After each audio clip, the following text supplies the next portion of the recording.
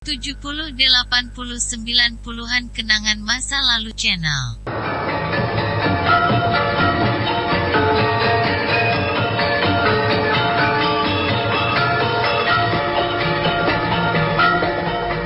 Dalam seri ke-193 ini didukung oleh para pemain Kang Iwan sebagai Ki Sugata Brahma, Ferry Fadli sebagai Arya Kamandanu, Ivone Rose sebagai Sakawuni, Aa sebagai Rangkut, dan Asdi Suhastra pembawa cerita.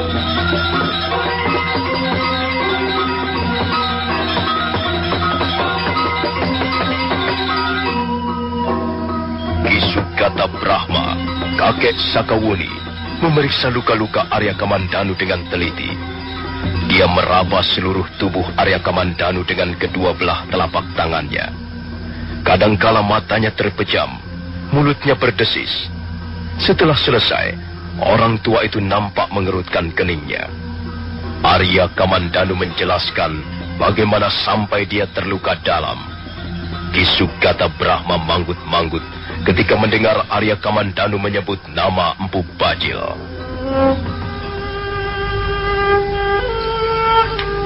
Saya sudah menduga sebelumnya, Angger.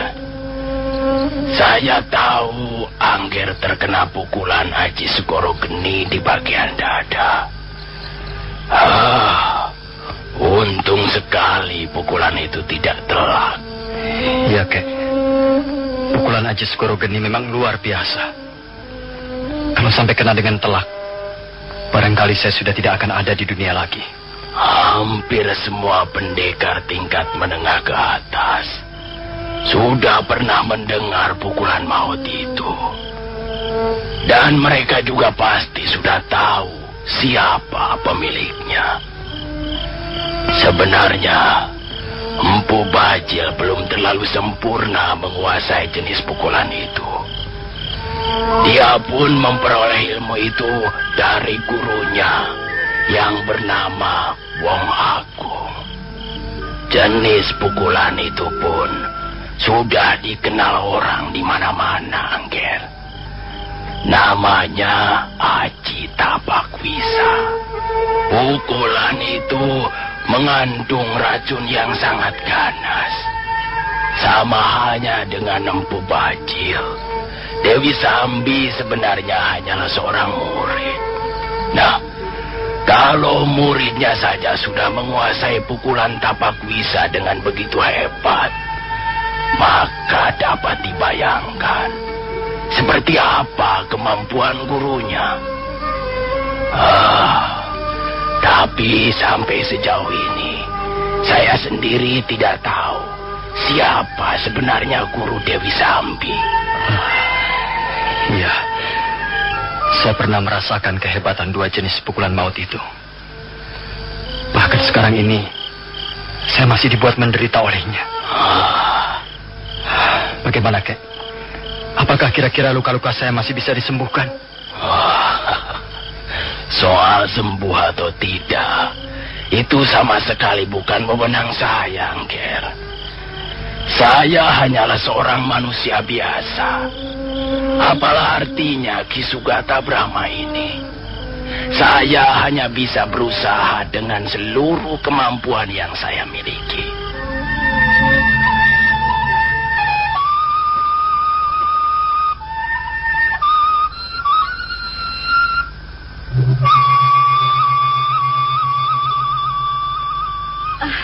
Bagaimana, Kek? Bagaimana luka-lukanya? Aku sudah memeriksanya. Apakah kakek bisa menyembuhkannya? Aku baru saja mengurutnya. Sekarang dia tidur dengan pulas sekali.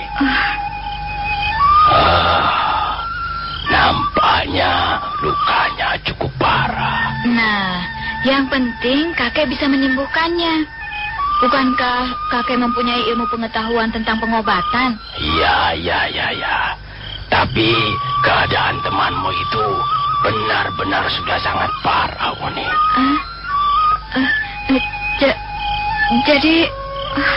Jadi kakek tidak sanggup menyembuhkannya? Apakah kakek sampai hati membiarkan temanku itu mati karena luka-lukanya? Oh, tolonglah, Kek. Tolong dia. Usahakan agar dia bisa sembuh. Apapun caranya, tolong, Kek. Kalau sampai dia mati,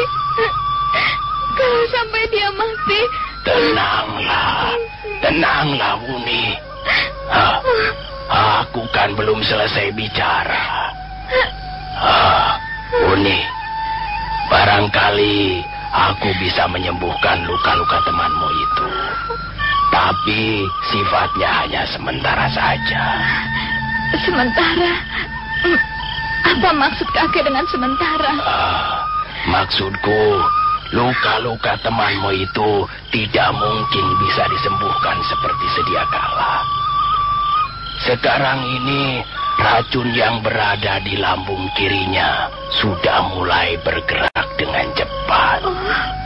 Kalau saja temanmu itu tidak mempunyai ilmu tenaga dalam yang tinggi, dia sudah akan mati sebelum sampai ke Tanibala. Besok aku akan menambah cadangan tenaga dalamnya dengan tenaga dalamku. Hal itu kumaksudkan untuk membentung gerakan racun yang mulai menggerayangi daerah di sekitar jantungnya. Kalau sampai racun itu masuk melalui katup jantung, maka jiwa temanmu itu tidak mungkin bisa diselamatkan lagi. Kasihan Kak Kamandanu. Kasihan. Dengar Sakawuni, jangan menangis. Usaha pengobatanku yang sifatnya hanya sementara itu pun terbatas sekali waktunya. Jadi akhirnya dia akan mati juga. Akhirnya dia tidak akan tertolong lagi, Kek. Kukira dia hanya akan mampu bertahan tidak lebih dari 7 hari.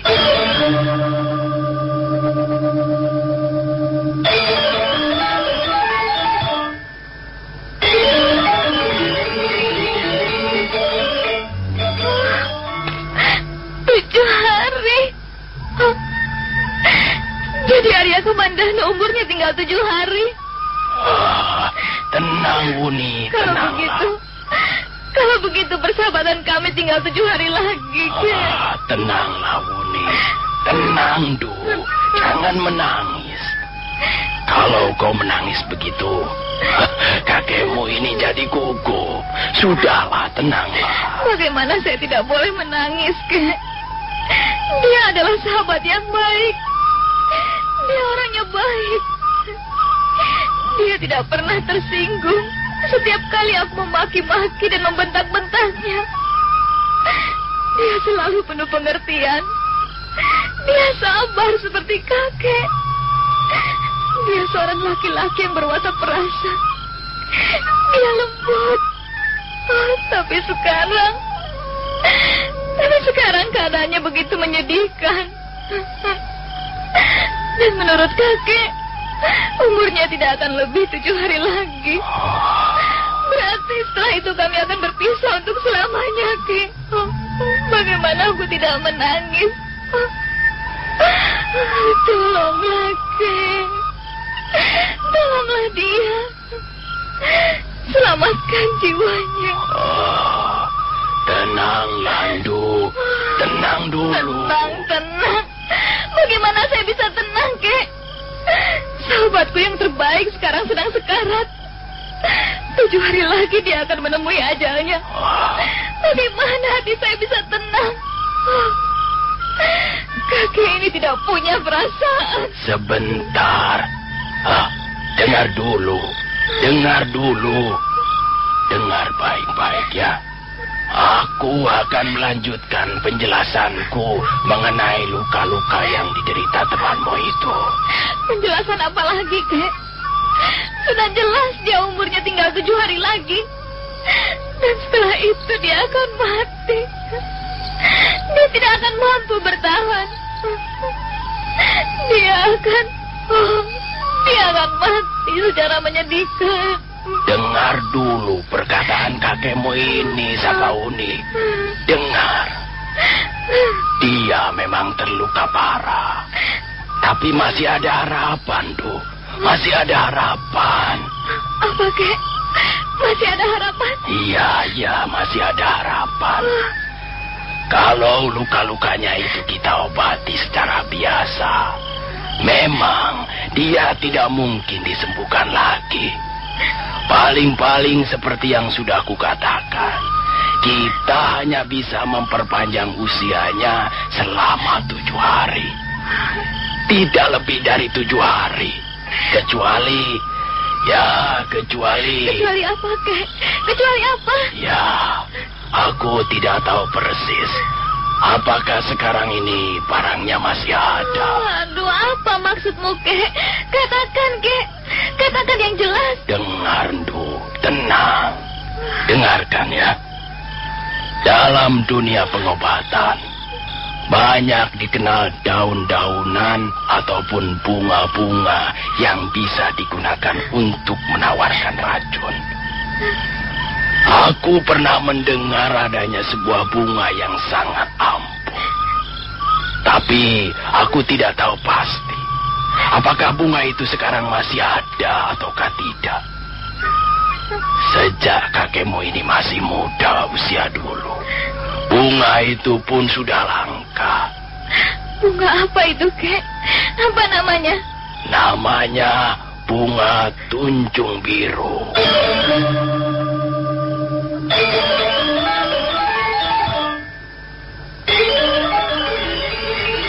Bunga tunjung biru.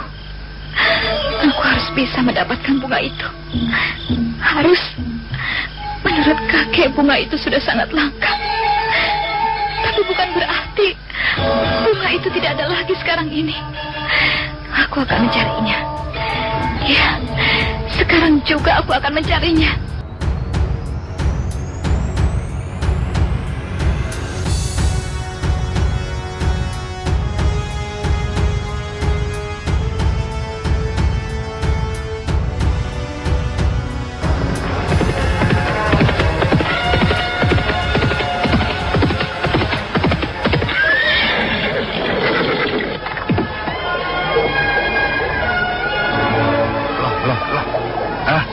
Kemana Nini Sakauni? Pagi-pagi sudah duduk di atas kuda. Aku mau pergi, Paman Rangkut. Loh, ini kok sudah pergi lagi? Baru saja kembali kok pergi lagi? Paman Rangkut, tahukah Paman tentang bunga tunjung biru? Bunga apa Nini? Bunga tunjung biru? Iya. Rasa-rasanya Paman pernah mendengar nama itu. Bunga tunjung biru. Wah, warnanya pasti seperti namanya, biru. Loh, untuk apa ini Sakauni mencari bunga tunjung biru? Wow, di desa Tanibala ini kan banyak tumbuh pohon-pohon bunga, semuanya indah. Ada bunga melur, cempaka, sonyaroga, bunga belalang, wah, dan masih banyak lagi yang lain. Kalau hanya ingin mencari bunga-bunga yang indah, Nini Sakauni tidak usah pergi kemana-mana. Di desa kita ini cukup banyak. Tidak, Paman. Aku bukan hanya ingin memperoleh bunga yang indah warnanya. Kalau Paman tahu tentang bunga tunjung biru, tolong jelaskan padaku. Di mana kira-kira aku bisa mendapatkan bunga itu, Paman? Wah, di mana ya? Paman tidak tahu, Nini. Paman hanya pernah mendengar namanya saja. Tapi di mana tempatnya, ya Paman tidak tahu. Kalau tidak tahu ya sudah. Tunggu dulu, Nini, tunggu. Ini Nini Sakauni sudah minta izin kakek Sugata Brahma atau belum? Katakan pada kakek bahwa aku akan mencari bunga tunjung biru. Sudah, begitu saja Paman Rangkut. Tunggu Nini. Wah, celaka. Nanti Paman bisa kena damprat. Lebih baik Nini Sakauni minta izin pada kakek Sugata Brahma dulu. Aku pergi dulu, Paman. Ya. Tunggu Nini, tunggu dulu. Jangan pergi dulu.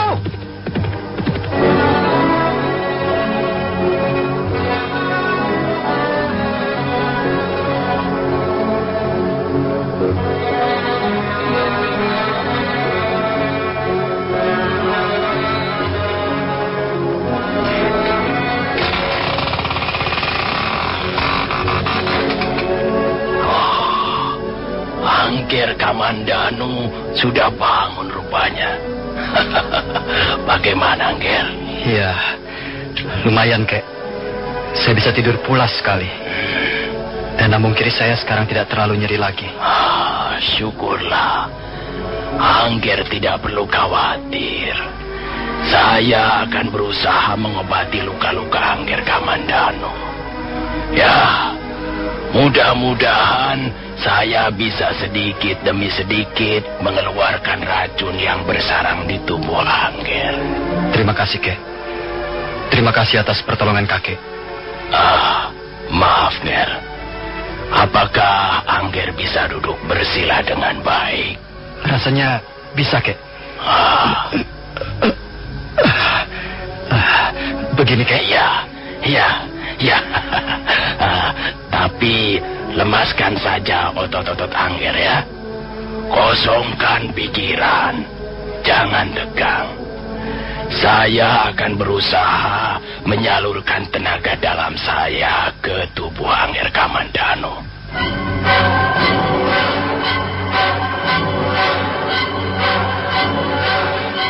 Ki Sugata Brahma kemudian duduk bersila di belakang Arya Kamandanu.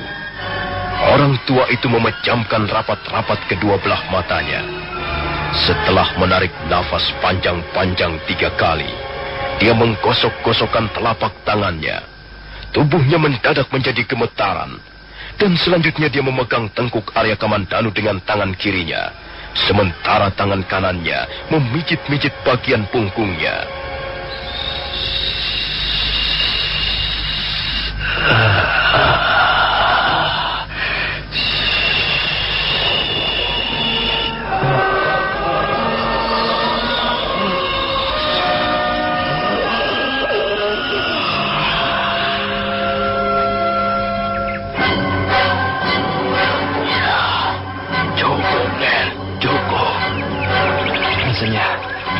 Tubuh saya sekarang menjadi agak lebih kuat, Kek. Saya tidak terlalu lemas lagi. Saya sudah memberikan sebagian dari tenaga dalam saya kepada Angger Kamandanu. Mudah-mudahan ada pengaruhnya untuk melawan pengaruh racun itu. Ki Sugata. Wah, Ki Sugata Brahma. Waduh, celaka, Ki Sugata. Ada apa, Rangkut? Siapa yang celaka dan mengapa celaka? Itu Nini Sakauni. Nini Sakauni pergi lagi. Dasar gadis tidak urus. Wah.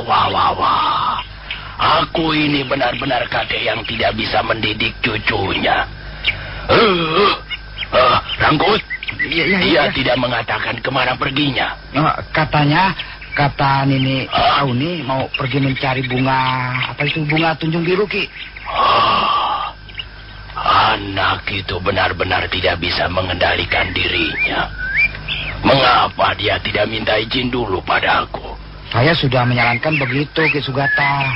Tapi Nini Sakauni tidak mau mendengar. Dia langsung pergi saja. Angger Kamandanu, saya tinggal dulu sebentar ya, Angger. Nanti saya akan kembali lagi. Kalau Angger membutuhkan sesuatu, panggil saja Rangkut. Iya, panggil saja saya, Tuan. Saya pasti akan segera datang. Terima kasih, Paman Rangkut. Dan terima kasih, Kakek Sugata Brahma. Saya hanya akan merepotkan saja. Angger jangan berkata begitu. Sama sekali Angger tidak merepotkan kami. Kami sudah biasa hidup saling tolong-menolong.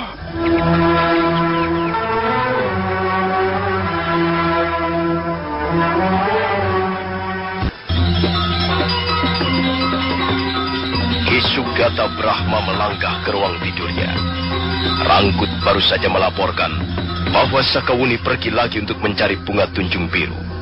Mendadak Ki Sugata Brahma melihat daun rontal di atas pembaringannya.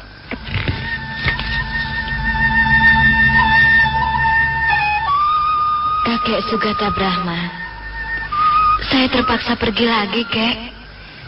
Saya akan mencari bunga tunjung biru. Saya yakin bahwa bunga itu masih ada. Dan saya yakin saya akan mendapatkannya. Saya tidak sampai hati melihat penderitaan teman saya akibat luka-lukanya, Kek. Dia harus bisa disembuhkan. Dia tidak pantas mati terlalu muda. Dia adalah sahabatku yang terbaik. Dia sama dengan kakek Sugata. Dan dia bisa kuanggap laki-laki yang baik dan bertanggung jawab. Seperti kakek Sugata Brahma sendiri. Selebihnya, saya tidak mau percaya lagi kepada laki-laki yang lain. Nah, Kek, saya pergi dulu.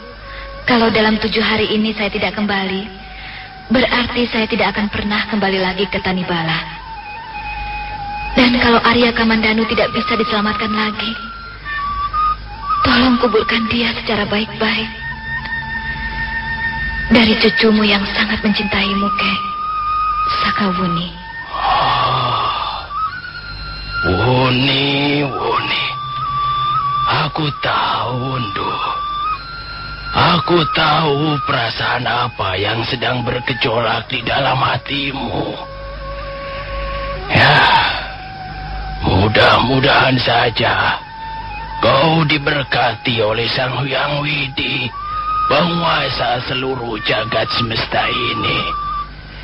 Ya, mudah-mudahan kau memperoleh bunga tunjung biru.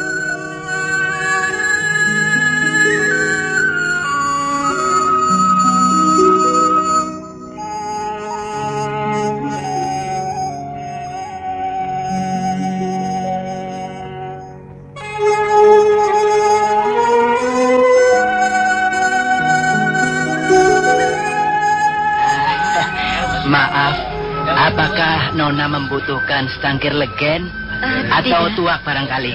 Tidak. Ya, barangkali Nona membutuhkan makanan kecil. Ada yang terbuat dari tepung ubi kayu. Lihat saja sendiri, Nona. Nona bisa melihat sendiri. Apakah nama desa ini, Pak? Rupanya Nona berasal dari jauh. Sekarang ini Nona berada di kaki Gunung Bromo. Nama desa ini Desa Pituwalo. Bagaimana, Nona? Nona sama sekali tidak ingin minum atau makan. Baiklah. Aku minta segelas air legen. Jangan terlalu manis ya. Nah, begitu, Nona. Biasanya kalau orang masuk warung minum, dia pasti membutuhkan minuman. Tapi ada juga orang-orang yang brengsek, Nona. Mereka hanya sekedar ingin duduk-duduk saja sambil ngobrol dengan teman-temannya. Wah, kalau banyak orang seperti itu, saya jadi rugi. Warung saya ini bisa gulung tikar. Oh, sebentar, Nona. Saya akan menyiapkan pesanan Nona. Iya. Jadi sekarang aku berada di Desa Pituwalo. Kalau begitu, aku belum terlalu jauh meninggalkan Tanibala. Masih di kaki Gunung Bromo. Kemana harus ku cari bunga tunjung biru? Aku hanya mempunyai waktu hanya 7 hari. Kalau dalam 7 hari belum juga menemukan bunga tunjung biru, ya, barangkali Arya Kamandanu tidak akan pernah bisa kujumpai lagi. Maaf, Nona. Ini dia pesanan Nona. Air legen yang tidak terlalu manis. Rupanya Nona tidak senang yang manis-manis. Bolehkah aku menanyakan sesuatu kepadamu? Saya tahu. Pasti Nona ingin mencari rumah penginapan. Benar bukan? Tapi ya, di desa Pituwalo ini saya kira tidak ada rumah penginapan. Tapi kalau misalnya Nona... Tidak. Aku tidak sedang mencari rumah penginapan. Aku hanya ingin menanyakan sesuatu kepadamu. Kalau kau bisa memberikan keterangan, aku akan memberimu 10 kepeng. Wah, 10 kepeng? Iya. Lumayan juga. Bisa untuk membeli pakaian yang cukup bagus. Apa, Nona? Apa yang Nona ingin ketahui? Tahukah kau tentang bunga tunjung biru? Apa?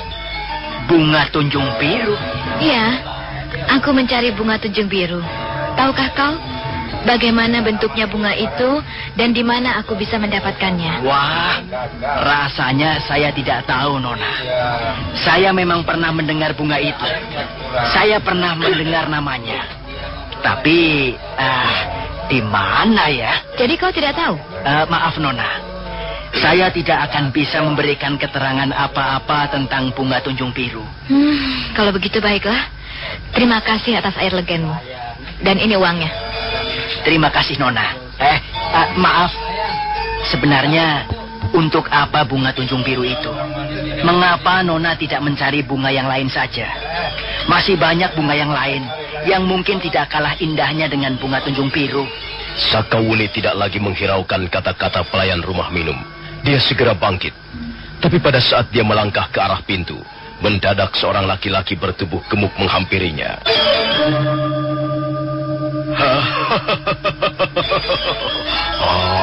Bunga tunjung biru. Apa benar kau menginginkan bunga tunjung biru itu, Nona manis? Jangan berdiri di depan pintu. Aku mau lewat.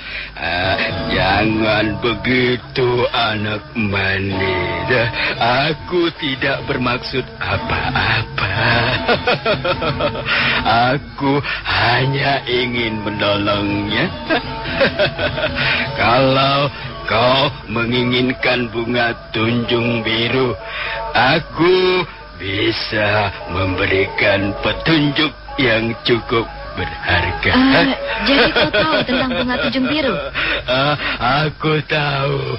Bahkan aku tahu di mana kau bisa mendapatkan bunga itu. Apakah sekarang ini kau sedang mabuk? Aku tidak mabuk. Benar loh. Aku tidak mabuk. Aku tidak mabuk. Lihat saja. Aku bisa menghitung dengan baik dengan jari-jari tanganku ini. Lihat. 1, 2, 7. Wah, jangan-jangan aku mabuk. Kau memang mabuk, Pak Gendut. Jangan hiraukan dia, Nona.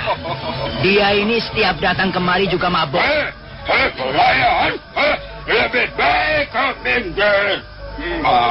Nona cantik ini hanya ingin berurusan denganku. Mana ada orang yang ingin berurusan dengan orang mabuk? Orang mabuk temannya ya orang mabuk juga. Kurang ajar.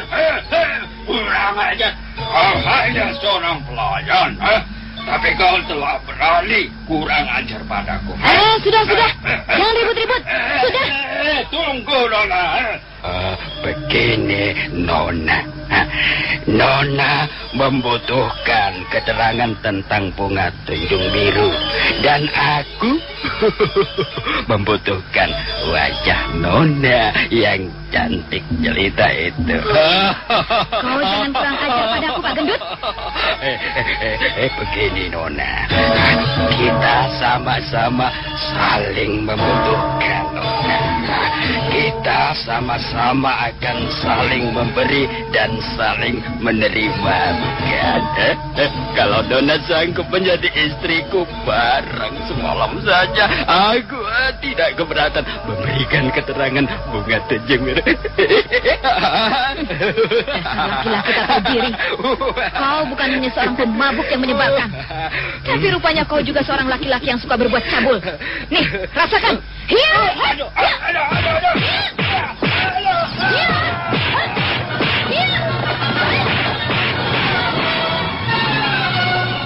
Sakawuni langsung mengaburkan kudanya meninggalkan rumah minum.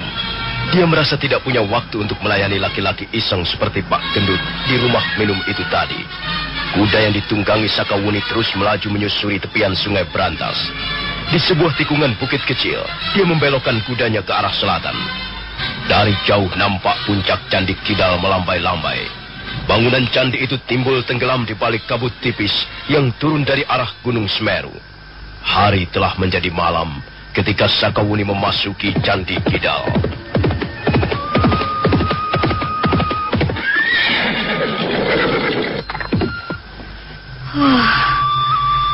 Aku tidak tahu kemana aku harus mencari bunga tunjung biru itu.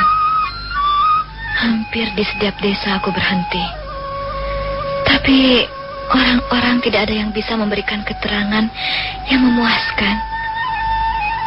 Apakah bunga Tunjung Biru sekarang ini masih ada? Apakah bunga seperti itu pernah ada? Atau hanyalah sekedar dongengan belaka? Tapi kakek Sugata Brahma adalah seorang yang berpengalaman. Kalau memang bunga itu tidak pernah ada, dia tidak mungkin menceritakannya. Sebaiknya malam ini aku istirahat. Kukira ruangan candi ini bisa untuk menginap.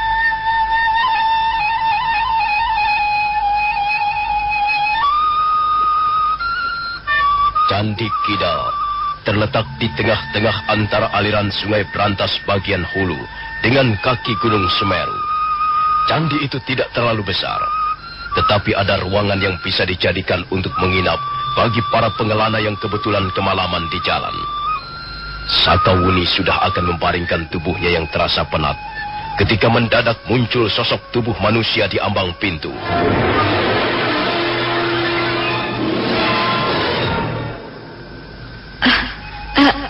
Siapa kau? Siapa kau? Aku bertanya, siapa kau? Tidakkah kau bisa menjawab?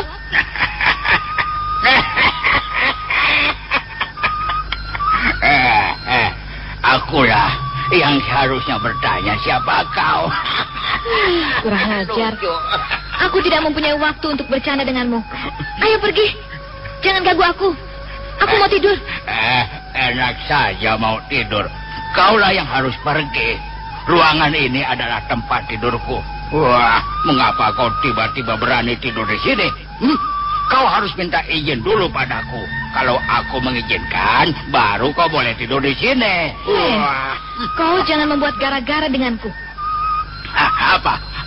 Apa bukan kau yang sebenarnya membuat gara-gara? Aku sudah biasa menginap di tempat ini tiap malam. Tiba-tiba saja ada orang datang seenaknya dan tidur mendengkur. Seperti seekor babi. Ayo pergi. Apa? Kau itulah yang seekor babi. Tidak punya aturan. Kau mau pergi atau tidak? Ya. Bagus. Sekarang begini saja.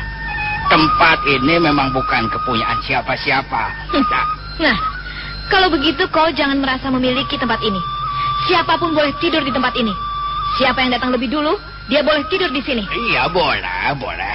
Tapi kalau kita mau adil, bukan begitu caranya, ya. Sekarang begini saja. Karena memang tempat ini tidak ada yang punya, maka marilah kita memperebutkannya. Aku tidak sudi rebutan tempat. Lebih baik kau segera pergi. Aku sudah mengantuk sekali. Aku mau tidur. Ya, kau boleh tidur, tapi sebelumnya kau harus bisa mengusir aku lebih dulu, ya. Lihat.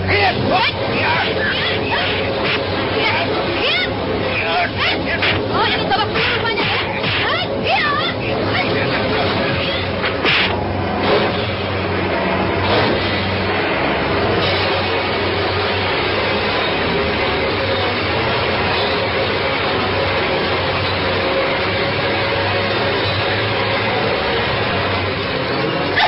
Sebenarnya Sakawuni tidak siap untuk bertarung. Dia mengantuk. Dia lelah sekali setelah seharian berkuda keluar masuk desa. Karena itu dia menjadi sangat kesal dan segera menyerang dengan kencang. Tapi Sakawuni segera menyadari bahwa orang yang menjadi lawannya kali ini tidaklah sama dengan Pak Gendut di rumah minum tadi. Orang ini sangat tergena. Gerakannya cepat bagaikan kilat. Pertarungan sudah lebih dari 20 jurus, tapi nampaknya belum ada tanda-tanda orang itu akan bisa dirobohkan. Karena itu Sakawuni menjadi semakin penasaran. Dia segera mencabut 2 buah senjatanya yang aneh.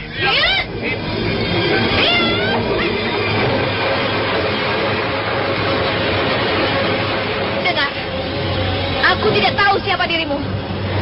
Aku hanya bisa memastikan bahwa kau seorang kakek-kakek sinting. Dan kau sudah memojokkan aku. Kau telah memaksa aku untuk bertarung. Karena itu salahmu sendiri kalau sampai aku membunuhmu di tempat ini. Kau ingin membunuh Badak Manis? Kau masih terlalu muda. Kau belum mempunyai pengalaman seperti aku. Jangan begitu. Membunuh orang tidak sama dengan membunuh seekor cacing. Ya. Kau akan segera membuktikan apa yang telah saya katakan. Nah, bersiaplah kakek Sinting.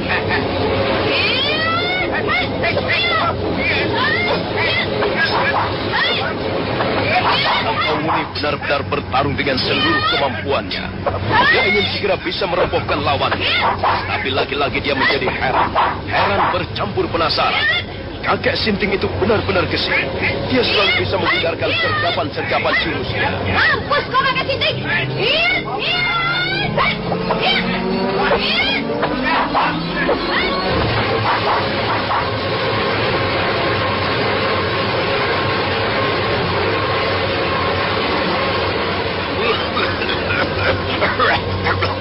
Tunggu dulu. Aduh, kita istirahat dulu. Aduh. Bukannya aku menyerah, tapi kukira pertarungan ini tidak bisa dilanjutkan lagi, ya. Kenapa tidak bisa?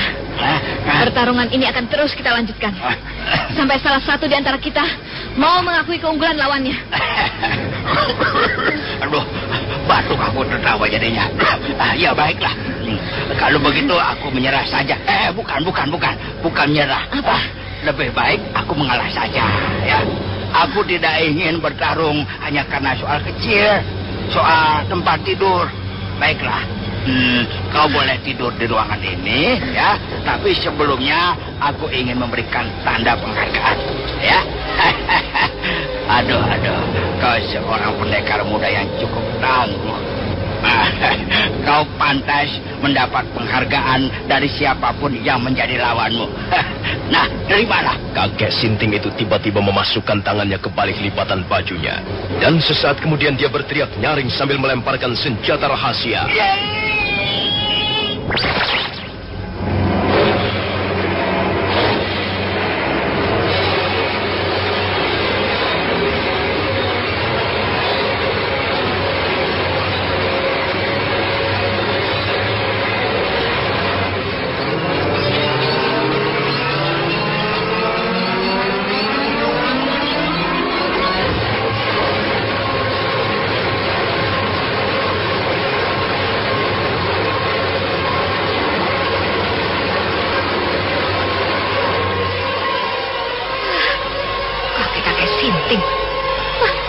Dasar pengecut, tikus busuk. Kalau saja tidak segera kabur, tubuhmu akan kucincang menjadi dendeng. Untung aku segera berkelit menghindar. Orang itu benar-benar curang. Sebelum kabur, dia sempat melemparkan senjata rahasianya kepadaku. Hei, sepertinya di ujung senjata rahasia ini ada sehelai daun rontal. Oh, iya, benar. Rupanya dia bermaksud mengirimkan suatu pesan padaku.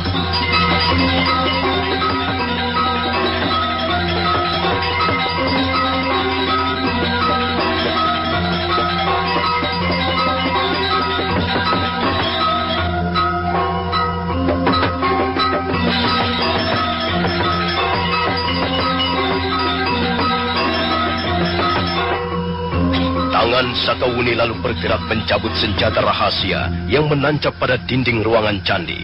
Kemudian dia mengambil daun rontal yang melekat pada bagian pangkal senjata rahasia tersebut.